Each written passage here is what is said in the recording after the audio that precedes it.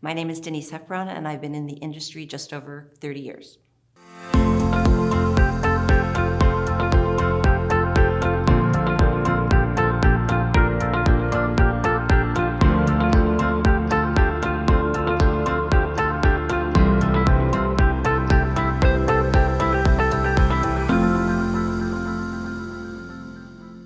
Welcome to Voices of Travel, The Next Chapters, an interview series that captures the passion, humor, and character of 15 remarkable people as they tell us the stories of their careers in the industry. Thanks for joining me, Denise. Let's start at the beginning. Can you tell me about your first job in the industry? My first job in the industry was at SunQuest Vacations, which was the place to be at the time, that's for sure. I got in quite by chance. I wasn't trained in the travel industry. I had a good friend who worked there, and I'd gone to a product launch with her, and I said, if this is work, get me a job. It was a lot of fun. And I started there as a graphic designer and did a little bit of copywriting as well. You said you'd been in the industry for over 30 years, and I suspect along the way you had some mentors, some people that influenced your career. Can you tell us about them?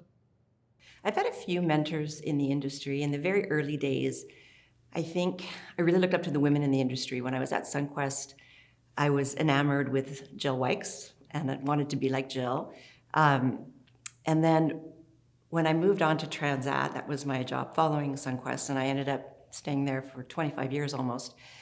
I'd say Paul Foster definitely was a mentor of mine. I worked for him for many, many years in different capacities. He was my boss, he was my competitor at one point, he was my client at one point, and we actually knew each other from SunQuest as well, and we became good friends. I'm sure you've seen some changes over the years, Denise, and I'm wondering if you could offer some perspective on what the tour operating business was like back in the day compared to what it's like today. The tour operating business has changed a lot over the years, and there's been a few key things that have definitely impacted the industry. In the early days, it was definitely more rock and roll, more independently owned companies, less publicly traded companies, less consolidation. So certainly some cowboys and cowgirls out there, so to speak. It was a lot of fun, a great learning experience for me. And then I think as the industry, it began to consolidate and European companies came in and they were buying up tour operators and so on, it became more disciplined and rigorous and regulated and all those sorts of things. But pivotal things really changed the industry. For sure, technology changed it significantly.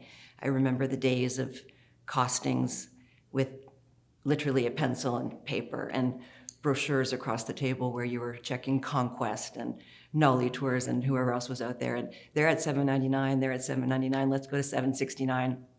And now, of course, there's very sophisticated yield management tools and costing tools. And the internet for sure changed everything. You know, online sellers, the Expedias of the world changed the face of the industry, definitely. The things you just mentioned are things that the industry can control and manage. I'm wondering if you can talk a bit about some of the things that the industry didn't have control over and that have changed the way the business operates. Yeah, the key events in our industry often were those associated with disasters, I would say. It's sort of when you look back on the 30 years, there's these major incidences, whether they be hurricanes or ash clouds, of course, September 11th, the big one of them all, COVID. And then there's these pockets of time in between those events that were really a lot of fun, but definitely it's an industry that is very resilient.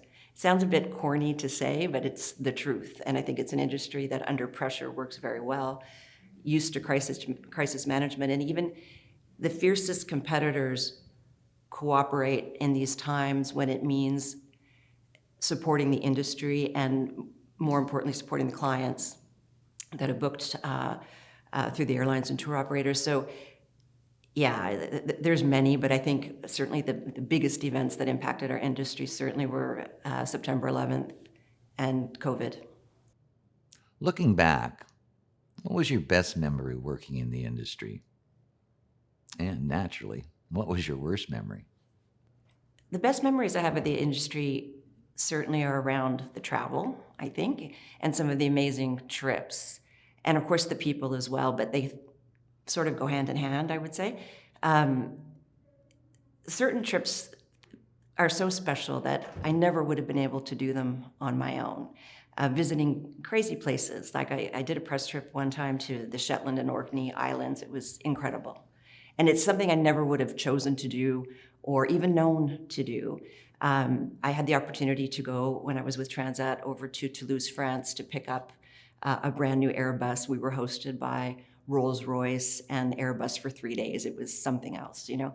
So there's certainly a handful of those trips. And I think that's, when I look back at the industry, you don't even realize in the moment how special they are. And, you know, with some distance, I think, wow, I can't even believe I got to do that. And then, of course, like I said, the people, we get to travel with people, and you get to know people in a whole different way when you travel with them. You know, you're sometimes in close quarters, sometimes you're sharing rooms, you're sharing meals, and I think this is why our industry is so tight. It's very special that way, I think. Depending on the source, women represent between 55% to 70% of the people working in travel and tourism. I'm wondering if you can talk about whether you've seen changes in the opportunities available to women in the industry during the course of your career. I have seen more opportunity for women throughout the course of my career. I think in the early days, the reason I was so wide-eyed about the Jill Wykes and Michelle Prenards of the world is there wasn't that many of them. Vicky Bornstein, of course, had the opportunity to work with Lena de Cesare.